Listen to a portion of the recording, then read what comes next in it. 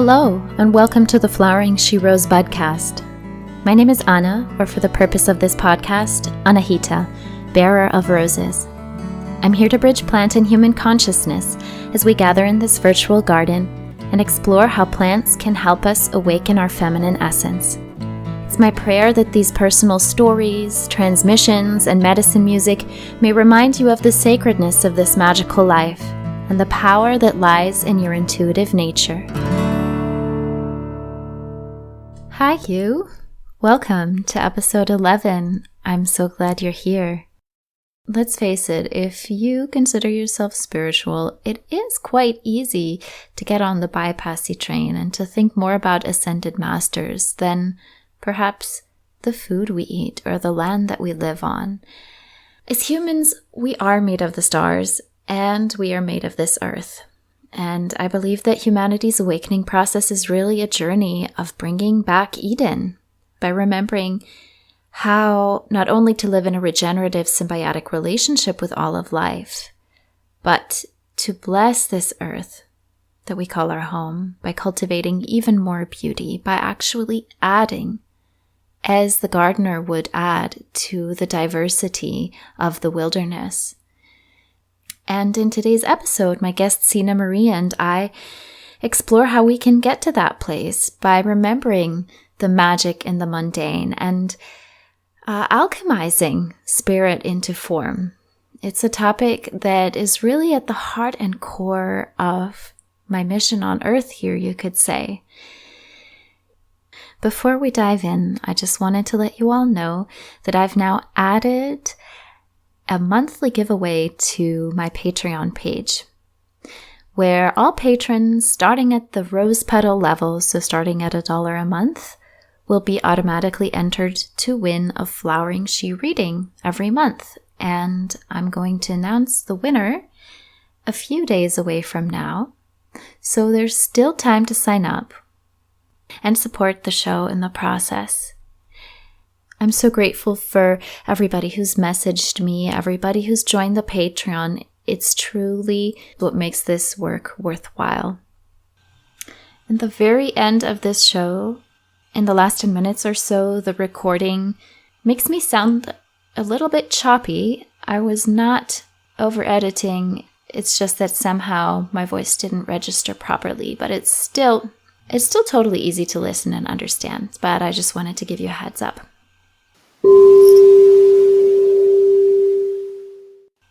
Sena is a natural leader for humans that want more light and struggle to find it. She's passionate about returning to the earth and creating a regenerative relationship with this beautiful planet. After leaving her job at Google, Sena studied yoga, plant medicine, Reiki, ceremony, and sound medicine.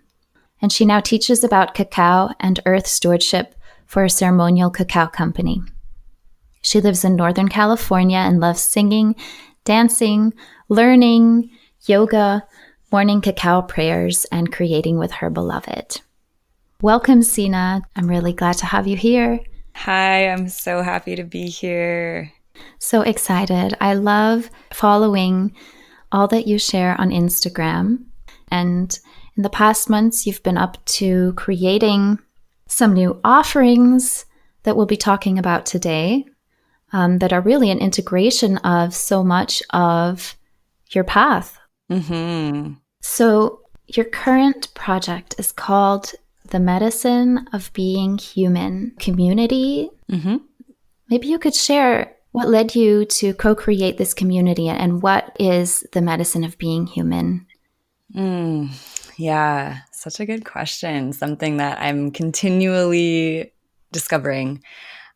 I'll start with what is the medicine of being human, or what does that mean to me? I've been fascinated by being a human since I can remember. And I remember just like observing the world around me, observing my body, and just being like, this is so wild. Like, this is such an interesting thing that's happening here. And through all the experiences that I've had in my life, I've come to the awareness of medicine as a journey. instead of the kind of allopathic Western approach to medicine, where we take this pill or someone else gives us a solution and we take it and then it heals something, really for me, and learning from many indigenous traditions that I've had the honor of exploring and studying, medicine is the soul remembering itself and bringing the separated parts of our beings and our different bodies, energetic, physical, emotional, all these different parts of ourselves. It's a medicine of wholing. It's a medicine of coming back into fullness in our present form. And so I view my life as a medicine journey. So for anyone that's sat in ceremony with master plants, the idea of going on a medicine journey, it's this experience where you're in an altered state of consciousness and you are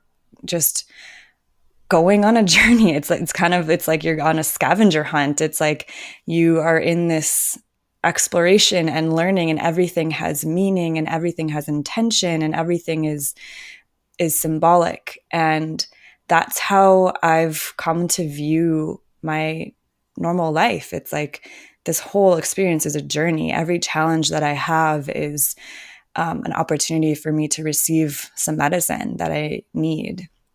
So the medicine of being human community is, I love how you said it's kind of this integration or culmination of a lot of my journey for the past, 4 or 5 years, and my whole life. It's a space to consistently connect with people. And as I've moved around and settled down in a community that's actually quite thriving, and I do have a lot of in-person connection, I also still find myself desiring more consistency and desiring more support. And because I've had the opportunity to sit in so many circles and also facilitate circles, that for me is some of the biggest medicine, because in a circle, we realize that there's no hierarchy and that we each have medicine for each other and we're not alone in our experiences. And so the medicine of being a human community is a consistent space for people to meet every couple of weeks. And we go through human life themes, I call them. We use the zodiac wheel as a guide because the 12 signs of the zodiac kind of take you through the journey of human life. And so we explore, these themes that I wasn't really taught, and I know many of us weren't taught, like how to be a human in a good way, how to eat in a way that's right for your body, how to pray, how to express yourself, how to connect with your sexuality, how to heal yourself and connect with the plants, how to tend the land, these things that seem so foundational to being in body on earth. And we've come so far from that as a society. And so it's a place to learn from each other, really. It's a place to talk about how it feels to be alive right now, which is just so wild in this crumbling, patriarchal, toxic, capitalist system. And then how do we live in a good way amidst that? And how do we hold love and hold our center and create thriving, supportive connections with each other amidst a world that can feel very isolating? I think it's really interesting that you chose this name, the medicine of being human, because at a first glance, it's all about the ordinary. Like, of course we're humans. What else would we be? We don't consider ourselves animals. Maybe some people connect more to their starseed lineage or even more to technology nowadays. Mm-hmm. So the way that you've set up this community, is this happening in person or online? Yeah, so the first phase is it's online. And that's actually been I feel like a lot of my work in this world. I worked at Google for 5 years. I've always loved technology.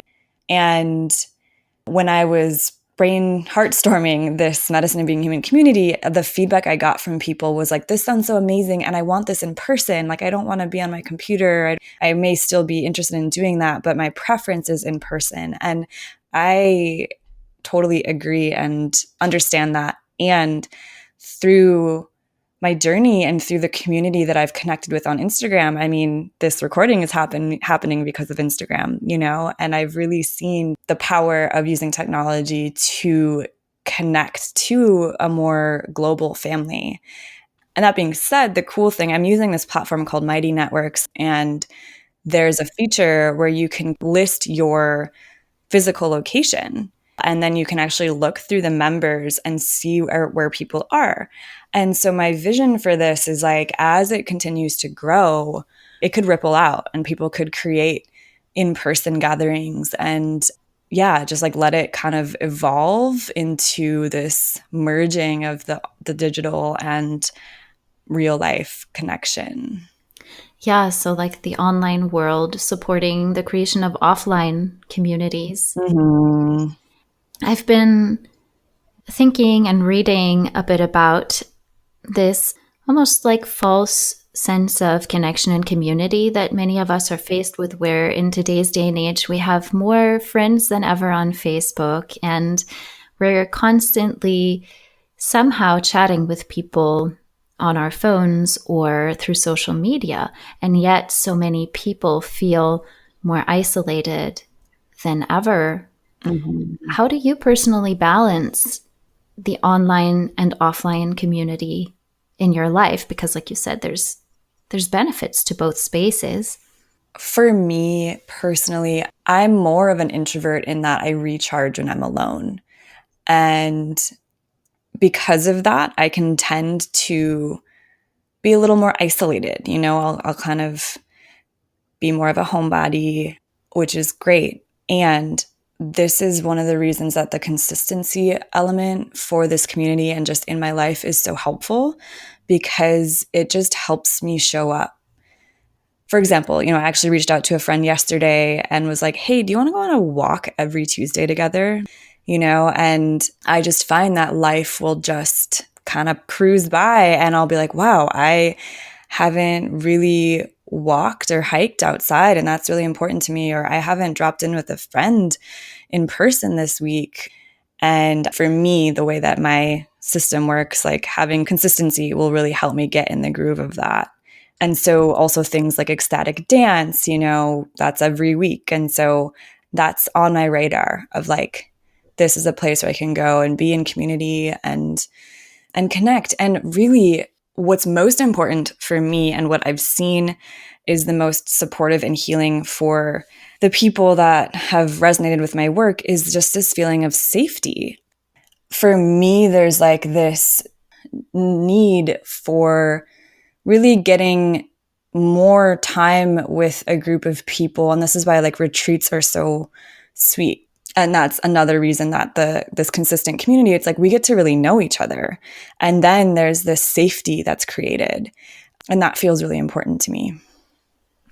I see. It sounds like it's really about the quality of community. Like what you are trying to create is a space of consistency and also safety where people can be vulnerable, learn together, grow together. So while creating community, it also sounds like it's a school of life. I love that. And that actually was something I was playing with. I was like, is this a community? What is this space? And I was exploring, this kind of feels like a life school and something that's really important to me. Laura is my co-facilitator, and we're there to guide, we're there to facilitate and kind of hold the space and steer the ship a bit. But we're not any more of an expert on human life than anyone else in the group. So I really didn't want to go in the school direction where like, I'm a teacher and I'm going to teach you things. I'm more interested in creating a space where we can all teach and learn from each other. Beautiful. And you do teach and inspire. You create regular embodiment reports where you're connecting what's going on with the stars to how that might be relating to human life and to society at large. And the logo of the Medicine of Being Human community is like a downward facing triangle and a cacao tree. And then there's the cacao tree connected to a mushroom and a planet and the stars and some crystals. Maybe we could touch upon the different elements of your logo to kind of go deeper into your medicine. Yeah. I love this question. Thank you for bringing up the logo, because that's definitely like a heart project. And I want to shout out Nikki Fenn, who did the artwork for that. She's incredible. Yeah, so starting with the downward triangle, and this has definitely been a work of bridging for me in my life, because how do we expand up and out and connect to source and connect to spirit and communication and guidance from the greater universe, and also integrate that into our physical selves so that we really walk the talk? How do we put all that guidance into action? And I would guess this is a somewhat common path. I've experienced it, and I've seen others experience it, where you're following the life script that we are, you go to school, you go to college, maybe, and you get a job. And then I chose to leave that and went on this big journey of soul searching and finding myself. And I would say that there was a good chunk of that time when I started to really open to like, oh my God, like I am spirit, and spirit is here, and there's beings and essences that want to communicate with me all the time. And then there's the planets and the stars, and whoa, and I just kind of like went pretty far into that, like more outward and upward realm, which is beautiful.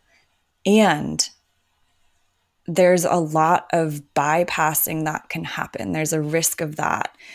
Bypassing the human experience, like bypassing this like really mundane pain that I have in my right knee. Like, what is that about? Because the world is pretty hard right now with everything that's happening, and it's intense. And so it can be a comfort and even an escape route in some ways to just stay in the ethereal. And if you've followed me for a while, like, I'm pretty esoteric. I've talked about Arcturians implanting crystals into my body on Instagram. Like, I totally go there. And, my Aquarian sun and Aquarian Mercury, I naturally am like, oh yeah, we're totally interdimensional. We're all connected to the galactic family. Like, I fully believe in all of this. And it's very much a part of how I operate in the world. And it can be beautiful to talk about like, yeah, we're here to build the new earth. But like, what am I actually doing with my hands that's bringing that new earth into form? In my own life, this concept of dissension, it's been almost surrendering and embracing the mundane as incredibly spiritual. The dream is to buy the land and live with your friends and grow your own food, right? But like, are we taking steps to do that? Of course, it's not easy to buy land. It's not easy to tend land. It's not easy to live in community with people. Like, that is actually very hard. And yet, if we put in the work, if we go step by step to bringing that vision into form, that to me feels so important. That downward triangle is like, there is so much beauty here, and the earth is a totally cosmic being. All the plants, all the fungi, all the animals, like, they're all here to like support us, and we're all here together. And how do we hold that spiritual part of ourselves and channel that into like tilling the soil? How do we build what we see in our meditations and our visualizations and our journeys with our spirit guides? Like, what does that actually translate to in your physical life? The vision that you spoke about, it speaks to me personally, and so many of my friends. They share this desire to be on the land with their families, having animals, growing food. And last December, when I was kind of doing some visioning during the dark nights, after the solstice. The most memorable and strongest vision that came to me was one of me hanging up the laundry and baking pie in my home with a large garden, with my husband to be chopping wood, with 3 or 4 children around me tugging at my skirt. And what I heard then was the love of a mother is going to be in the mundane world. If you're looking for mother's love, and I've shared before in the podcast that that's something that I had struggled with, you're going to find it in the daily grind. You're going to find it in dirty diapers and in wiping up spills and in cooking food and brushing everybody's teeth every morning and every evening. And that is where you'll actually start to feel the love, when you really immerse yourself in matter and find spirit there and grow your own food and cook all the meals. And it's something that I love so much, fermentation and making kombucha. And I usually am cooking like 3 times a day. And at the same time, the work that I'm doing now is so removed from the land. It's all like on the computer. And none of that was part of my vision. How do I get from here to there? Because I don't think that once I'm there, I'm going to be missing what I'm doing now. I don't think I'm going to be missing the screen. And the woman that I saw in that blue dress with the apron, she's just like, I'm going to pray for you that you will find your way here. So like you said, as much as we can connect with the ascended masters and with the angels and think about how we as humanity are going into the 5th dimension, we will only ever be as healthy as the soil that our food is growing from. And if we're lucky enough to even grow our own food, maybe we even have to spend the first half of our homesteading life regenerating whatever landscape we end up landing on. That there might be toxins in the soil. That work, that process. In the world of technology, everything goes so fast. Things are fast paced. They're instant. And that is actual earth speed work, and the rewards are not instant. And that's something we have to get used to. Like if you plant a seed, it's just going to take its time to germinate and sprout. And so just like all my respect to you for also calling out to the spiritual community in that way and saying, hey, let's bring it down and into the earth and remember what our ancestors knew. It wasn't until the church came that we stopped believing that everything was sacred, everything was alive, and that heaven was on earth. Yes, I love what you said. You said something about like moving into 5D. And the way I think about it is we're actually like bringing 5D here. And we are bringing heaven to earth. Like we're not going anywhere.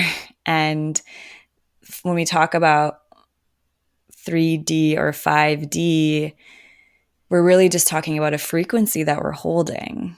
And it's a heart space. When people talk about vibration, that can seem really woo-woo. But my belief, when we talk about falling from grace, when we talk about like Adam and Eve falling out of the Garden of Eden, really, to me, we fell in frequency. We fell in our vibration. We fell into density, into like a 3rd dimensional place. And we forgot that like, oh, we can actually totally be in a 5th dimensional or beyond space in our physical form. That's just an example, of like thinking about it as dissension. It's like I'm trying to bring these very out there topics into like, oh, wait, actually, it's the frequency that I carry in my body that can birth 5D reality right here and right now. By working with cacao, for example, by going and sitting with the trees and feeling just joy. That's it.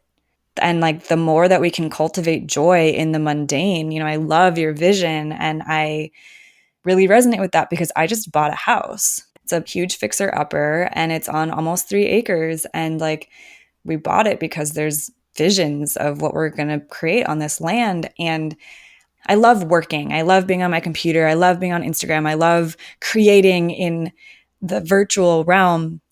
And I knew that like to really root down and to really like learn how to tend land, I need to own it. And this can open up a whole other conversation of like, can we really own the land and what does that even mean? And for the more spiritual, more like bypassy part of myself, I've gone through a lot of process of like, wow, I'm contributing, I'm working within this system that I totally disagree with. And if anyone out there has bought a home, you know, like it's insane. The mortgage process, the escrow process, the inspections, it's like so complex. And like, again, it's medicine for me because I had to hold the vision of what I believe I'm here to do. And it's overwhelming. It's like being in this huge house and with all this land, and we're like, whoa, there's so many projects and money, and like I've become that adult that has like bills piled up, and it's like, you know, that freaks me out. Like my Aquarius self is like, get me out of here, you know, like what are you doing? You're like becoming that mundane human, right? But it's like I'm not, because I'm bringing the love force alongside me. I've had to surrender a lot to be able to operate in this world because this is what we have to do to get things done.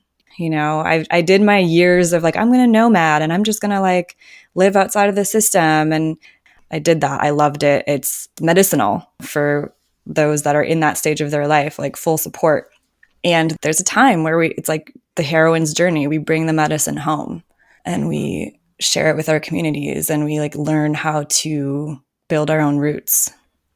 So I'm asking this for everybody out there who's sharing that vision and that dream. How did you find that home? What was that process like for you? How did you find which part on earth you were going to put those roots down? And then how did you make that vision happen? Because I'm sure it didn't happen overnight. Oh, there's so many things I could say about this. Okay, I guess first step is clarity. You know, I'm almost 32. I feel like that is helpful to know because sometimes I look at people and I see people living their life and I'm like, "Oh my God, like they're just doing it." And it's like, "Oh, but they're actually like they have a few more years than I do." I feel like for me the 20s were just kind of like exploration and shedding, and you know, I wasn't ready to do anything like this then. So there is a natural timing to things. And you may have the vision for the home and the kids, you know, and all the whole thing. And like you said, earth time, like that may be 5, 6, 7, 10 years out, you know? And so there's this kind of exhale into like, okay, how can I hold this vision, continue my steady prayer, and also take the small steps today in whatever situation I'm in that can support that journey. You know, maybe it's saving $10 a month. So I share all that to just say that I got really clear. I was renting, and this last situation I was in, honestly, it was like the dream community. It was this gorgeous land, and there was a bathhouse and a huge garden and like really cool people. And it just wasn't right for me. And it kind of brought enough like frustration and energy into my life. It just shook me up and like kind of activated me in a way. And I remember this moment of, you know, I think I had put my notice in to leave that land. I didn't know where I was going next. I really didn't want to do another short-term rental. It was this very empowering moment of like, I think I could actually buy my home. I think I could financially do this. And I think that's what I want to do. So that clarity moment really just kind of set the stage. And my partner, you know, it took him a little bit to get on board because it's also his vision and it's a huge commitment. And so from that point on, it was a lot of prayer and a lot of showing up and a lot of sitting with all the fears that come up through the process, you know, like all these little road bumps along the way were these moments where I got to sit with my doubt and be like, is this a sign? You know, does that mean that this is not the right place? And I kind of just let that thought come and go. because that clarity and prayer that I had was so deeply rooted in me of like, this is what I want. And like the mundane 3D world is not smooth because we've created these backward systems. So like, this is what I've chosen to step into, and I need to stay my course. And of course, it's terrifying to think about like a 30-year mortgage and all like, whoa, dude. But it's where I am right now. And I just need to stay present and trust, you know, it's like a deep practice of trust. And just to circle back to that prayer piece, because that feels really important. When I got clear that I wanted to find a home, I don't think I've been so dedicated to a consistent, intentional prayer as I was to this journey. I remember like in the summer when I started this process and we were looking at homes and it felt daunting and confusing and scary. Or we would go see a home and it was just like not at all what we wanted and it was really disappointing. And I would just sit on the deck of the place that I lived with cacao and just like talk to the land. I made offerings to the land up here on hikes and introduced myself and was like, hey, I really feel called to like build a deeper relationship with you, and asked if I could be a steward here and asked if the land would receive me. And, you know, it's a deep practice of humility to own quote unquote home and land. You know, it's like to do that in a good way. Like I need to be able to listen and really learn from the land and learn to ask permission and learn to make offerings. And yeah, so that it was just like my heartbeat. It was just this like prayer of I'm calling in this land and please, if you'll have me, you know? Such a beautiful process that you're describing, the one of actually communicating with the land as a consciousness, recognizing it's animate and practicing deep listening. And what I also really appreciated was when you said that in this 3D reality, things don't always go smooth, because we do sometimes hear, especially in these spiritual circles, if it's not downstream, then it's not meant for you. But just today I read about a really sweet analogy that had to do with the process of planting your seeds and then watering them and then watching them grow. And then to really like ask yourself with the seeds that you've planted in your life, are you truly trusting and are you patient and expecting them to grow in their own time? Or are you constantly digging up the earth again to see if something's happening under the soil? And I felt like I'm definitely guilty of that.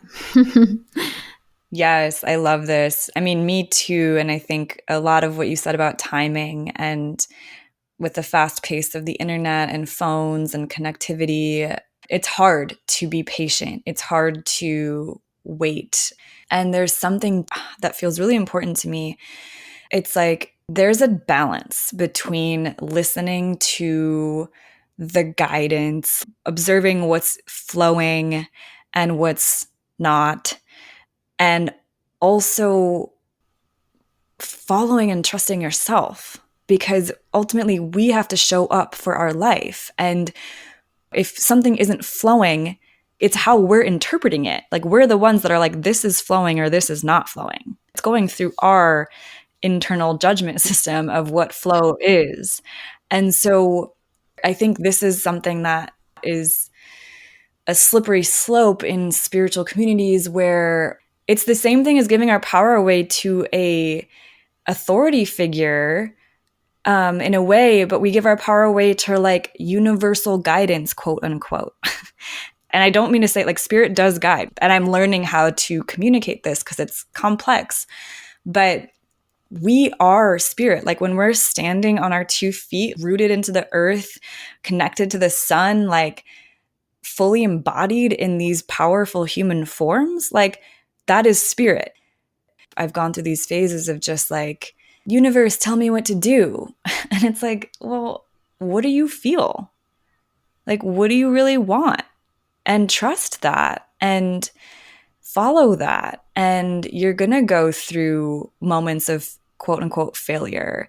And it's going to take you through this winding journey through the woods that, paths that you didn't even know were there, and scary monsters coming out of the trees. And like, that's all going to happen.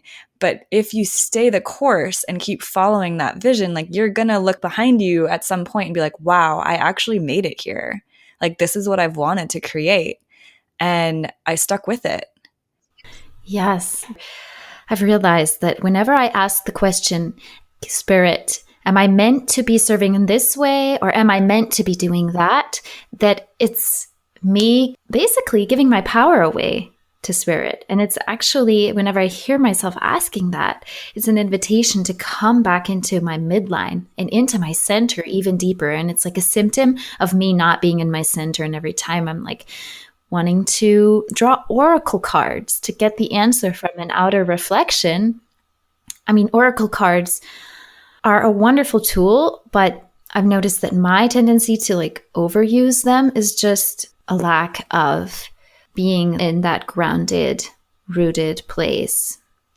One more question that I had. So I know that you're also really tuned into the stars and the transits, and I assume also your personal astrology in this whole process of recognizing that it was time for you to root down. Did you also consult with your personal astrology as for the right timing, like speaking about this balance between prayer and, well, there's fate and the stars, and no matter how much we yell at the stars, it's not going to change their course. Yeah. Yeah, it's a cool question. So the order of operations was like, I got clear in myself and I started the process. And then I do look at my chart relatively often. And I've been tuning into the Saturn-Pluto conjunction that just happened on January 12th, 2020. And that's just like a big moment in astrology. And that's a whole nother conversation. But I'm still technically in my Saturn return, because your Saturn return lasts for the entire time Saturn is in the sign that your natal Saturn is in. And so Pluto's transformation, Saturn is time, it's structure, it's literally like tangible form. It's like mundane. It's like, let's roll up our sleeves and do the work. And like, form is more important than spirit in some ways. That's kind of the old version, the 3D version of Saturn. And the 5D version of Saturn is like the alchemist. Like, how do we alchemize spirit into matter? And operate in the mundane world, in the physical world, fully aligned with love and with spirit. So Saturn has been in my 4th house, and the Saturn-Pluto conjunction happened in my 4th house. And the 4th house is associated with home. It's associated with foundations. It's associated with family. The kind of ruling sign of it is Cancer. And so the Cancer archetype is mother, it's moon, it's water, it's the crab. So there's this kind of like hard shell. There's like a foundational piece with that shell that's holding the precious insides of the crab. And so I would say it was more validating for me. It was more just like, oh, yep, right on schedule of like, of course, I'm feeling called to buy a home right now. And that being said, astrology is so infinite. The 4th house can be mother, matrilineal lineage healing, ancestral healing. And so it's not like everyone that had Saturn in the 4th house during this time is going to buy a home. Yeah, mine's the same. 4th house in Capricorn. Yeah. Cool. How did it show up for you, do you think? Well, I didn't buy a house. Yeah. I mean, I'm living across from my parents, so plenty of opportunity for family healing. Brings stuff up. But I've been living here for, even before my Saturn return for the past 4.5 years now. Okay. There's definitely that aspect of wondering where to put my roots, because I don't necessarily feel like I want it to be right across from the home where I grew up in. Mm-hmm. So lately I've been walking the earth, the land that holds me, that I'm so connected to, but at the same time, imagining myself gathering my earth placenta Mm. and stating that as much as I'm grateful for the land to have nourished me and held me as I grew up, I'm now an adult and I would like to decide where to go and where to plant my roots. Like, it doesn't have to be here because my ancestors made the choice of having it be here. Yeah, but the vision for where to go, what will come next, hasn't actually landed. There's a lot in the dark right now still. Yeah, I think Saturn is like father time too. And so I feel like with Saturn and Pluto, I mean, Pluto's very slow moving and Saturn is also pretty slow moving. And so things take time. It's very much the medicine of like patience and like surrender and just kind of like, okay, this is where I am right now. I'm feeling these things. I want to shift these things and I can tell it's not quite here yet. You know, I just have to trust that it'll come. Yeah, and so it sounds like you look to the stars more for confirmation of what you're already feeling on the inside, rather than giving your power away to something that could be interpreted in so many different ways anyway. Totally. Personally, I can feel confused. You know, I don't really resonate so much with predictive astrology where it's like, this is where the stars are going to be. So thus, something like this is going to happen in your life. And it feels really validating, though, when I do experience something and then I look at certain transits happening. I'm like, oh, yeah, that makes a lot of sense. I love astrology because it gives me a feeling of being connected to a greater whole, being connected to even beyond this planet. It's like we're all so intergalactic. And the planets are here. You know, we're all supporting each other, and there's a lot of tools available for us. Yeah, speaking of tools, I really appreciate how you communicate that we don't have to do it all on our own. We're totally allowed to bring in all of the helping plants and mushrooms here on this mission of bringing spirit back into matter. And hence the cacao tree and the mushroom in your logo, I assume. Yes, totally. I mean, I think the plants and the fungi, it's like they're here to help us. And they are also so much wiser than this one incarnation that I'm in my life right now. The fungi has been here forever. And the cacao tree genetics trace back to like 80 million years ago. Wow. Like not necessarily the cacao tree itself, but like parts of its DNA go back way far. And there's an element of surrender and humility when opening to working with plants or fungi as allies. And similar to, you know, how I was making prayers to the land of like, please, can I tend you? It's a similar process with my connection with cacao and mushrooms. It's like, please guide me, or like, please like support me. And what I love about these plants that I ingest almost every day is that I get to kind of incorporate their wisdom into my physical body. I feel I've become more grounded. You know, cacao is a tree, it has roots. Many people talk about it as a heart medicine, which for sure, and the heart pumps our blood throughout our entire body, and it helps us activate and amplify and get in touch with areas of ourselves that helps us be more embodied in physical form. And then it's a mother energy and it's a tree. So there's also a lot of medicine in roots and connecting to the earth and connecting to our ancestors, our physical like family ancestors, and also like our tree ancestors. And then the mushroom, they have the mycelium. And if you are new to that word, I highly recommend just Googling like photos of mycelium networks. They're kind of, you can think of them as like the roots of the mushrooms. And they actually cover about 90% of the Earth's surface. So they are the underground internet. They connect the roots of trees and plants. Like trees actually speak to each other. They send signals through the mycelium. Like if there's a virus coming in, or they actually communicate through the mycelium network. And so this is what we need to do. Like as humans, we need to like return to our mycelial web that so many of us know is here and know is possible.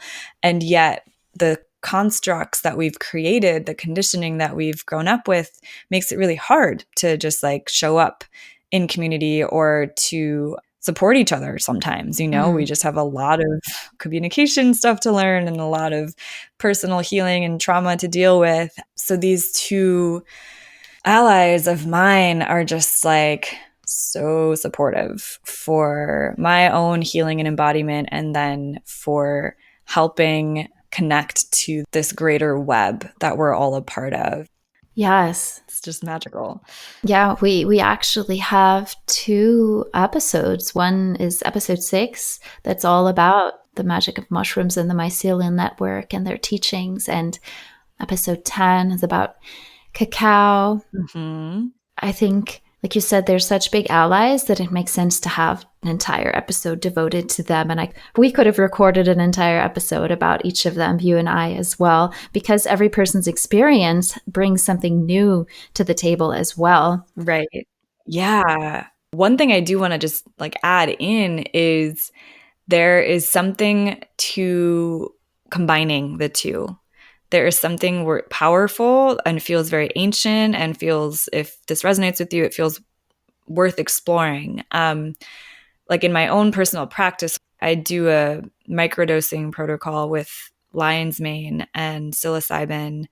Pretty much right from the beginning, it was like, this goes into my ceremonial cacao that I drink most mornings. Like I mix it in. It's like, these are not separate things to take. This is meant to be together. And from a more like scientific physiological perspective, cacao is a vasodilator, meaning it relaxes your blood vessels and more blood can flow through you, which is why the heart opening aspect is often talked about, because there's more energy moving through your heart.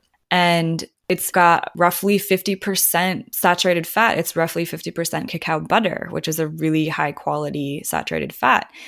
And so the fat helps us absorb nutrients. It gets into like the lipid layers of our cells. And whatever we're combining with the cacao, it helps us like receive it more. It makes it more bioavailable. So if we were just to take mushrooms without cacao, that's one thing. But then combining it with cacao, I feel really helps my body absorb it more deeply. So I just wanted to plant that seed. There's something about how, lipids are so helpful to our nervous system, and collectively our nervous systems are so overtaxed. It feels like really important to be nourishing ourselves in that way. Yeah. Today's medicine song is actually about Mama Cacao, and it's a song that you recorded. Could you tell me a little about how it came into being? Yeah, it's a really cool story. I was invited to share about cacao at a festival in Guatemala. I guess it was a couple years ago now. And before the trip, a song started to come through. I think I had the melody on the guitar, and I think I had part of a chorus, and it was about cacao. And I was super inspired, and I just decided to put a snippet of me playing what I had on Instagram and Facebook, and was like, hey, this song about cacao, does anyone hear any lyrics? And I got like the most beautiful poetry from like many people. People were just hearing lyrics, and these beautiful words were flowing through. And I can attest, like I tried to do this like a year later with a song that was not about cacao, and it did not work. People did not really have much to say about it. I mean, they didn't have lyrics to contribute. And so I compiled everyone's lyrics, and I basically created a song from it. And so it's this co-created song, which is just like perfect cacao medicine. It's the only song I've actually fully, recorded and had produced and mastered in a studio. And the way that happened is I was playing it all over Guatemala, but I was playing it at that festival in a cacao circle. And there was this guy, Mole, from Iceland, and he had a friend in Antigua that had a recording studio. And he basically invited me to record that song at this friend's studio and potentially have it be an offering for like a Kickstarter project that he was working on. And I don't think that project ever actually came into fruition, but I took him up on it and I was like, cool. So I went to Antigua, met his friend, and recorded this song. And it actually sat dormant for at least 6 months, maybe even longer.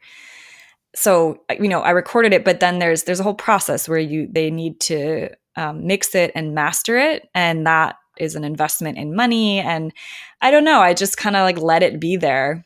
I had the demo version of it, and then I was at my friend's wedding, and there was a sound healing, and I had sat with Cacao right before going into that sound healing, and in that sound healing, I received the entire vision of like, it's time to birth this song and it's time to get it mixed and mastered. And this is what the album cover is going to look like. And this is where you can do the photo shoot. It just like all kind of came in. And I was like, okay, I guess I should just finish this project, like get it out of its sleepy state. Yeah. So anyways, I paid for the mixing and mastering, and it's now up on Bandcamp, and I have the lyrics up there. So it's not like my song, it's totally all of our song. It's Cacao's song. And so I feel super excited about people sharing it in their Cacao circles and just like having it ripple out. Beautiful. Yeah. Thank you for becoming a vessel for this song and making that investment.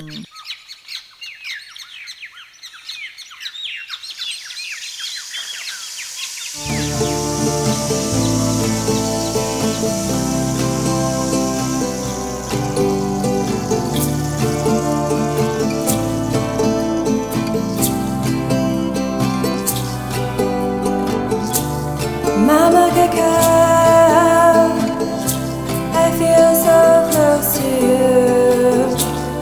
Mama Cacao, I feel you here.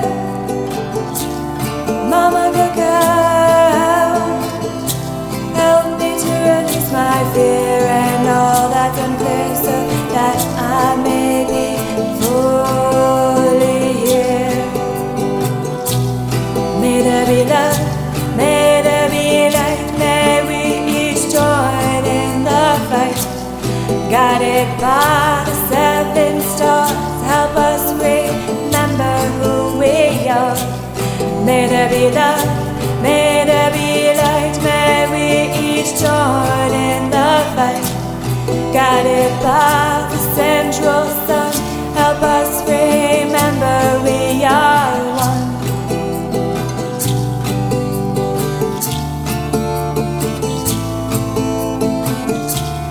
Mama Cacao, awaken my heart so that I may see the beauty in me, the beauty in we, and live our truth in divinity. Mama Cacao, open my heart, your seed has been planted in our soul, and branches of light we will grow.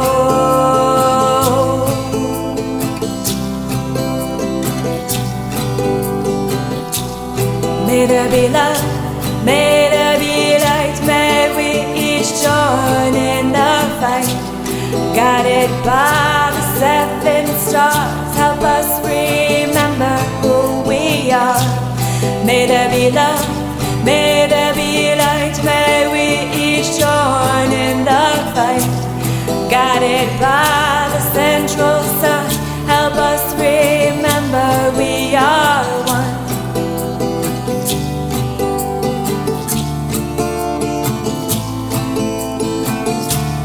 Mama Cacao, you've opened my eyes and made me realize I'm in heaven.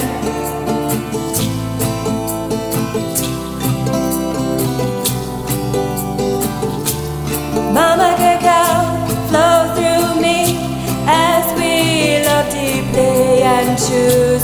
remember where we come from, and choose to remember why we came here, and choose to remember the pure love in our hearts.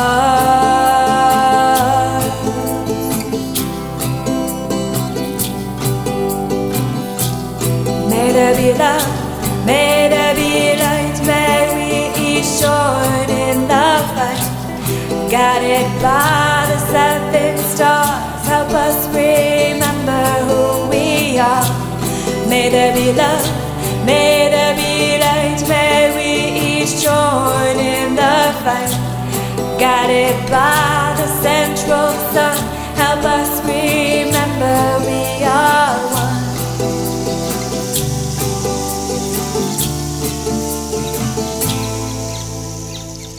That was Mama Cacao by Sena Maria and all of the people that co-created it with her. If you would like to incorporate the song into your cacao ceremony, Sena's actually going to be sharing it and making it available for download for our Patreons. Sena, before we come to a close, I have a flash round of questions that I like to ask all of my guests. And the first one is, if you were an essence or an essence blend, what would you be?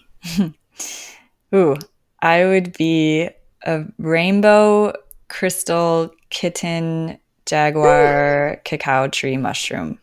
I love that. What is your current plant ally, and what is it teaching you? I mean, cacao is just so strong for me. I'm gonna stick with that.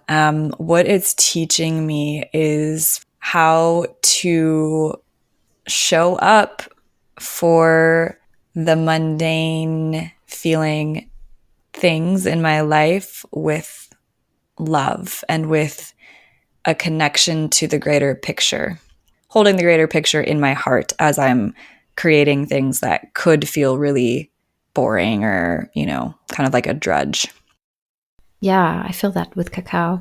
One of the other questions that I sometimes ask is what is happening in the environment around you, in nature? What are you noticing in the seasons? Because all of our guests are in different parts of the world. And because I know that these processes and where we are in the year is also part of the medicine of being human community. Yeah, maybe we could tie those two questions together. Like, what is going on, around the end of February? What are the themes that you'll be looking at in the community collectively? Yeah. So where I am right now, I'm in the Sierra foothills in Northern California. So this winter has been a mix of dreary, cloudy days and rainy days, and then these pockets of sunshine. I grew up in Minnesota, so the winter here to me is like so magical.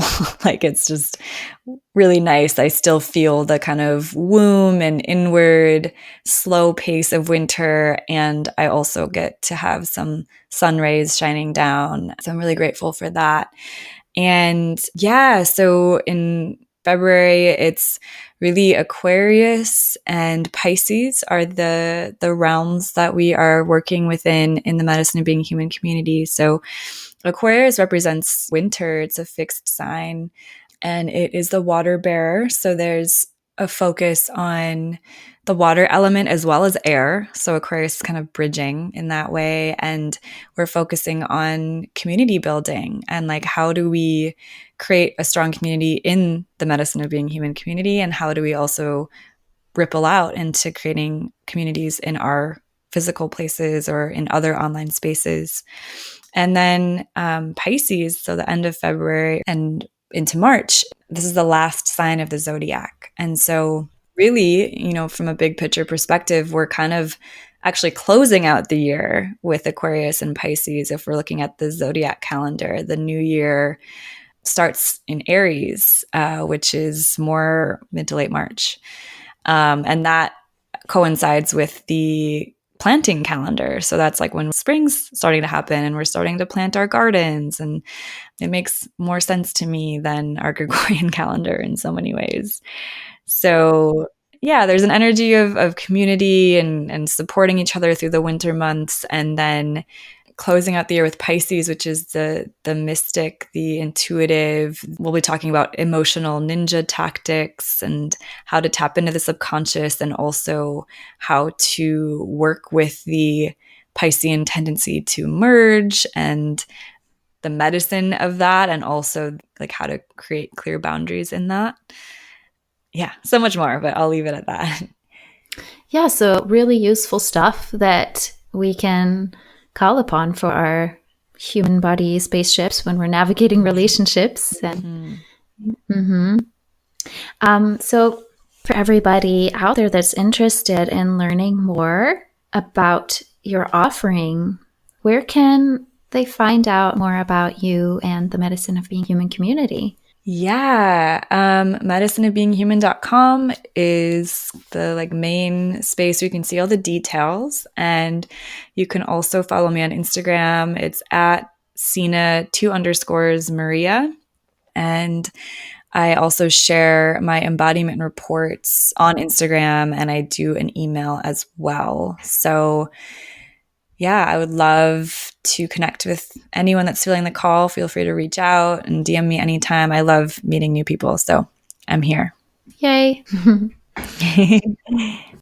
So, Sena, thank you for everything that you're doing and all of your Earth Star stewardship, and for sharing all of your story and helpful tips with us today. It was a pleasure to have you here. Thank you so much, Anahita. It was so great to connect, and you are doing such an amazing job with this podcast. I'm so grateful that you're sticking with it. Thank you. Thank you so much for joining us in this wild garden and listening to today's show. I love connecting with my listeners and hearing about what insights you gained. Feel free to leave a comment below the show notes on floweringshe.com. And be sure to follow me on Instagram at floweringsherose. If you like this podcast, head on over to iTunes and leave a review, and I'll be sure to send you some extra fairy dust. From my blossoming heart and my buzzing womb to yours, until next time.